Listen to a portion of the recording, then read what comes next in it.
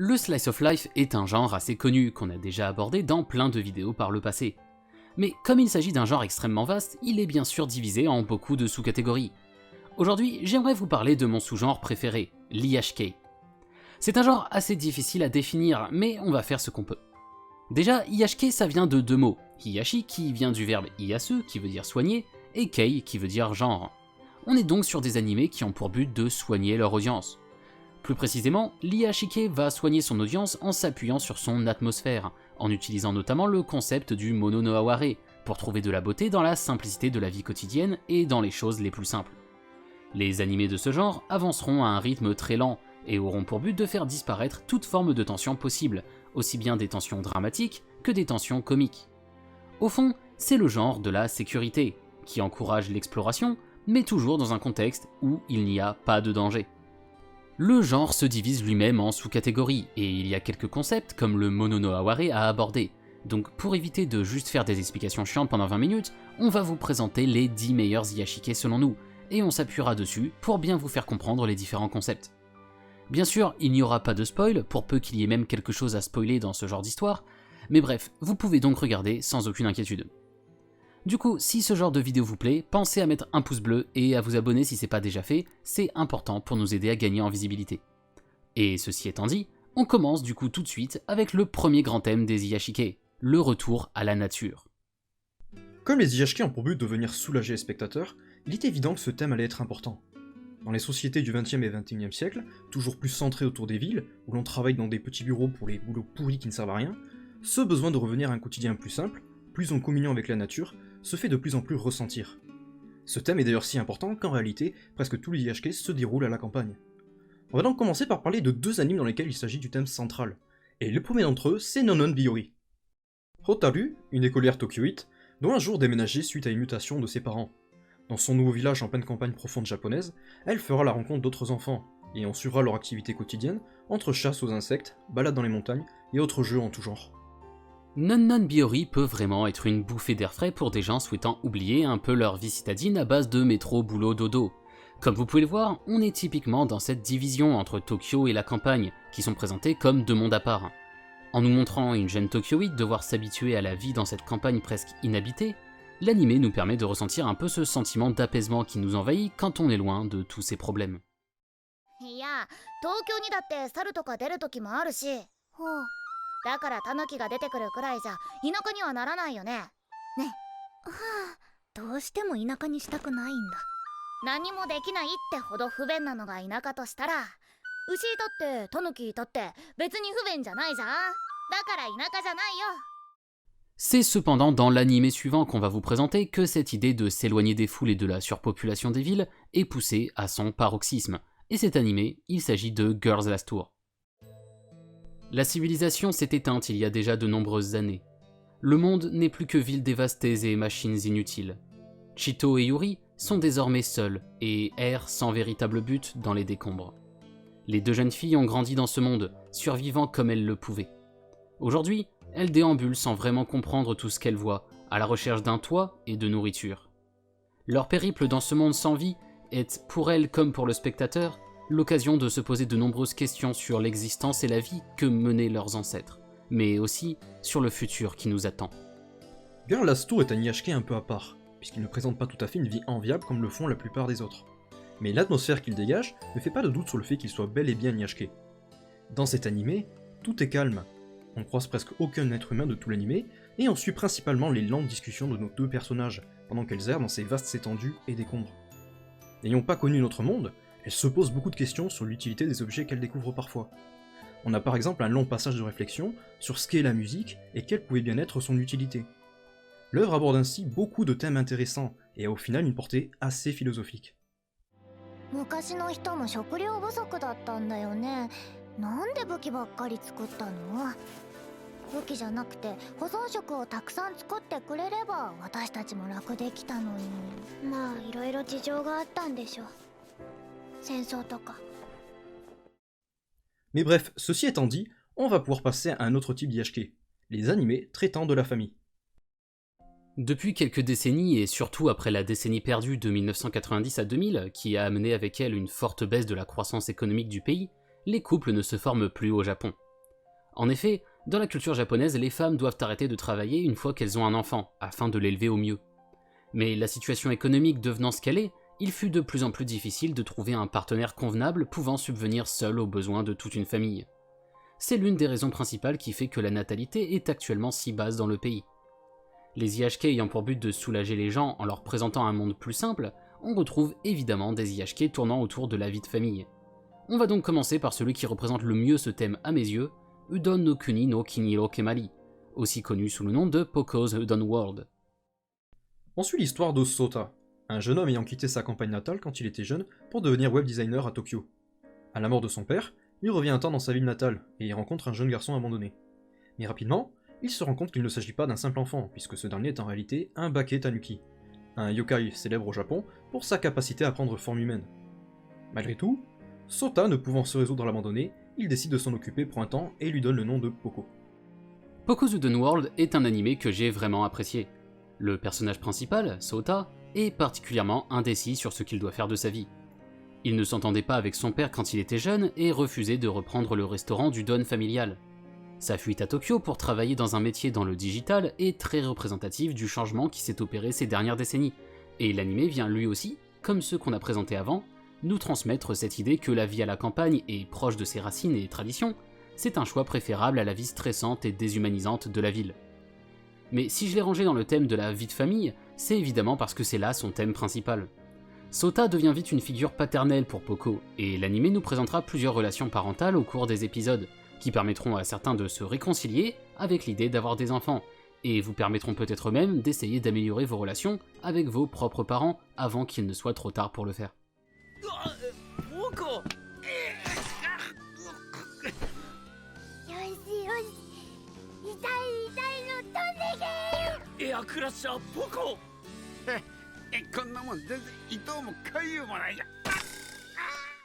On continue dans ce thème avec un autre animé très semblable, Barakamon. On y suit Anda, un calligraphe de renom qui est envoyé sur une île peu habitée, après qu'il ait frappé un directeur d'exposition ayant critiqué son œuvre, la trouvant vide et sans saveur. Mais si ce pseudo-exil a d'abord pour but de lui permettre de se détendre, sa rencontre avec les habitants de l'île permettra à Anda de réfléchir sur son art et de se recentrer sur ce qui est important dans la vie. Barakamon est encore une fois un animé qui présente la vie à la campagne comme une façon de retourner aux choses importantes. Mais si on l'a rangé dans cette catégorie, c'est parce qu'il est très proche de Poco's Udon World dans sa façon de traiter les thèmes. Ici, Handa est un jeune homme célibataire, donc il n'est pas vraiment question de famille, mais pourtant, c'est l'ensemble des habitants de l'île qui semble peu à peu devenir comme une grande famille pour lui. Il s'agit donc là d'un magnifique message que l'anime transmet, et il est certain que votre visionnage vous redonnera foi en l'humanité même en ces temps troublés. なるか。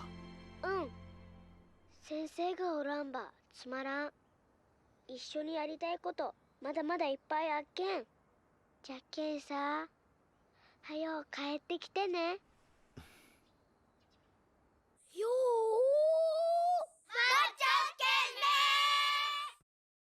Et pour finir sur ce thème, on va parler de l'anime le plus récent de la liste, Flying Witch. Makoto est une jeune sorcière un peu tête en l'air qui se retrouve à s'installer chez de la famille éloignée dans un petit village de campagne. On suivra sa vie de tous les jours entre rencontres étranges, apprentissage de la magie et autres activités diverses. Sur Flying Witch, on s'éloigne un peu des deux animés précédents, puisqu'on n'a plus vraiment de trame principale qui ferait avancer le scénario. On est dans du pur IHK, à profiter du temps, s'amuser et se réjouir des moindres petits plaisirs de la vie, et notamment les interactions avec les membres de la famille et les amis que Makoto se crée au fur et à mesure. Vous remarquez qu'on est encore sur la vie à la campagne, ce qui est en réalité le cas de presque la totalité des IHK existants. キツネってなんて鳴くの？にゃーにゃー？キツネはコンコンって鳴くんですよ。コンコンか。聞いてみたいな。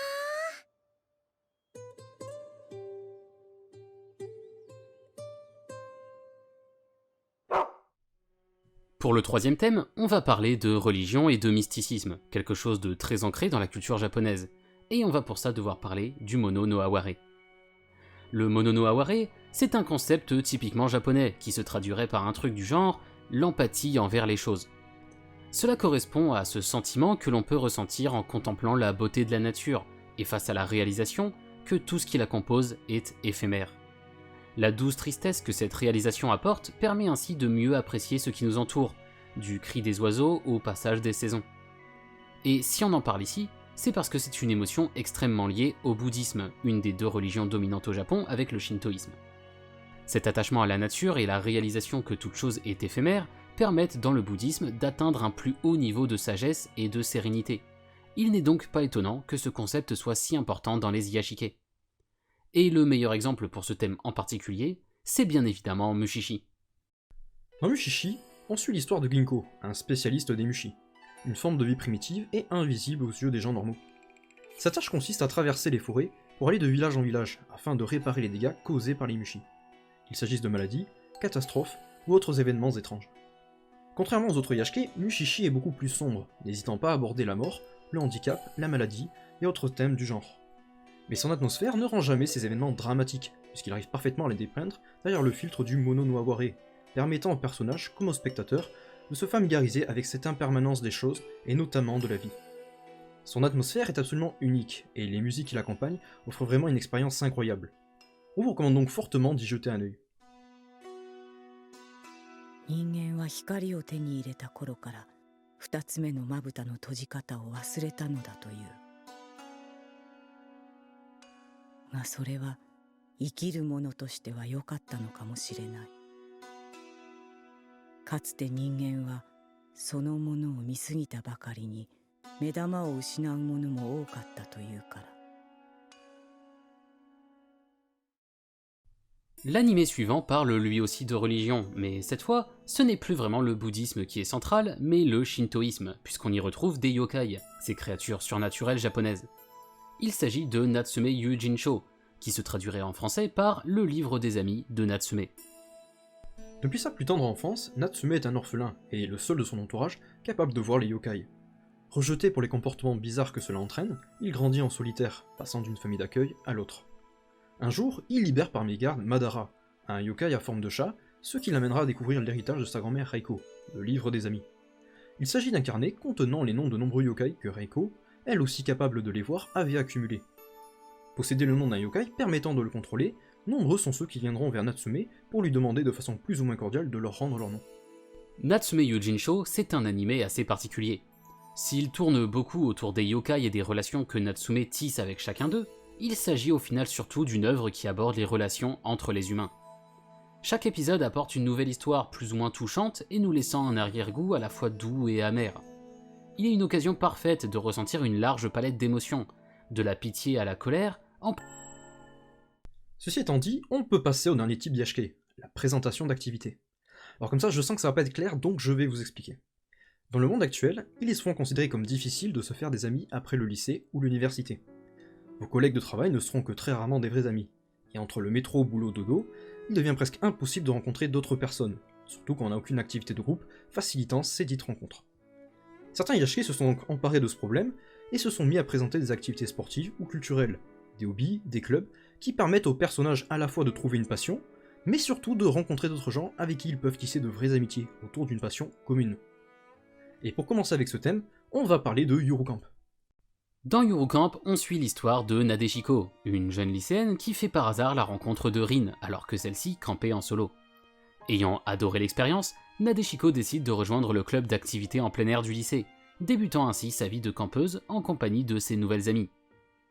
Bon, là on va être clair, Yuru Camp est mon Iyashike préféré. L'atmosphère qui s'en dégage est juste incroyablement apaisante, et regarder un épisode quand vous êtes stressé ou anxieux saura à coup sûr vous aider à vous calmer. La chaleur du kotatsu avec un thé chaud en plein hiver, le bonheur d'un onsen ou d'un feu de camp à la belle étoile, le plaisir d'un repas entre amis partageant la même passion, ce retour à la nature et à une vie plus simple. Yuru Camp est pour moi le meilleur représentant des Iyashike. 冬キャンプって何がいいの？めっちゃ寒いじゃん。虫がいない。汗かかない。他のキャンパーがいなくて静か。焚き火と温泉が気持ちいい。景色が遠くまで綺麗に見える。汁物がうまいってところかな。 Après le camping, c'est la plongée qu'on va aborder avec le prochain anime, j'ai nommé Amanchu. Ayant été initié par sa grand-mère monitrice de plongée, Hikari, jeune lycéenne de 15 ans, est passionnée de ce sport et le pratique dès qu'elle en a l'occasion. En entrant au lycée, elle fait la rencontre de Futaba, une jeune fille n'ayant jamais plongé, et va tenter de l'initier à ce sport. Amanchu est très intéressant puisqu'il vient directement répondre de manière plus ou moins subtile aux problèmes existentiels des jeunes actuels. Futaba est par exemple enfermée dans le passé, ayant dû déménager, abandonnant ainsi ses 2 seuls amis qu'elle avait eu tant de mal à se faire. Scotchée à son téléphone, son seul moyen de contact avec ses amis, elle aura du mal à aller de l'avant. C'est la simplicité infaillible de Hikari, qui se fiche du regard des autres et vit comme elle l'entend, qui l'aidera à se reprendre en main. Et en faisant le premier pas symbolique qu'est l'apprentissage de la plongée, elle apprend le bonheur ressenti quand on arrive enfin à faire quelque chose qui nous semblait impossible auparavant. L'anime met aussi beaucoup en avant le système de buddy. Pour ceux qui ne le savent pas, en plongée, on ne part pas seul. On plonge toujours en duo pour être sûr que si un problème arrive, notre partenaire soit là pour nous aider. C'est ce qu'on appelle un buddy. Ainsi, en plongeant ensemble, Hikari et Futaba se confient l'une l'autre leur vie respective. Il s'agit là d'une relation extrêmement forte et très enviable pour notre génération internet, qui a de plus en plus de mal à se connecter réellement avec les autres. 願いとか抱負とか目標とかなくてもいいんだ。誰かに言われて始めたことでもいいじゃないか。その後自分からやりたいと思えば動き出せる。動けば何かが変わる。動けば必ず何かに出会えるんだ。 On arrive maintenant au dernier animé de cette vidéo, un animé qu'on ne pouvait pas ne pas présenter dans une vidéo parlant d'Iyashike, tant il est important dans ce milieu. Je parle bien sûr de Aria. Dans le futur, la planète Mars est colonisée, mais la quantité d'eau nécessaire ayant été mal calculée, la planète finit presque entièrement recouverte d'eau et est renommée Aqua. Pour pouvoir se déplacer, les habitants doivent donc faire appel à des gondolières professionnelles nommées Ondines. En devenir une, c'est justement le rêve de Akari, notre personnage principal et apprenti Ondine. On la suivra au cours de ses différentes rencontres avec ses collègues ou clients. Bon, pour commencer, je sais que le ranger dans la catégorie des Iyashike où on découvre une activité, c'était pas forcément le meilleur choix. Mais je savais pas où le mettre, et comme c'est à la base un manga de Amano Kozue, qui est aussi le mangaka derrière Amanchu, j'ai décidé de parler des deux à la suite. Ceci étant dit, Aria est devenue culte et a su devenir un objet d'adoration pour de nombreux fans. Neo-Venezia, la ville où évoluent nos personnages, et qui est bien sûr inspirée de Venise, est particulièrement mise en avant dans l'œuvre. On apprend à la connaître au fur et à mesure des épisodes, et elle attise ainsi de plus en plus la curiosité. On finit par avoir l'impression que chaque rue, chaque bâtiment abrite une potentielle nouvelle expérience à vivre. Et bien sûr, comme sur les autres Iyashike, l'anime se repose aussi sur ses personnages, toujours extrêmement bienveillants et qui créent un cadre sain pour réfléchir sur soi, les autres et la vie. Au final, dans la plus pure définition de l'Iyashike, Aria vous invite à avancer et à vous aventurer vers de nouvelles choses, dans un cadre sain et sécurisé qui vous laisse grandir à votre rythme. アクアに来るときアレンが言ったこと私は忘れてない。アクアはいつか必ず幸せで満ち溢れた星になる。そのために俺たちが水を掘るんだって。私その言葉を信じてる。今は辛いことも多いけれどきっと私たちの子供の時代にはアクアに笑い声があふれてるって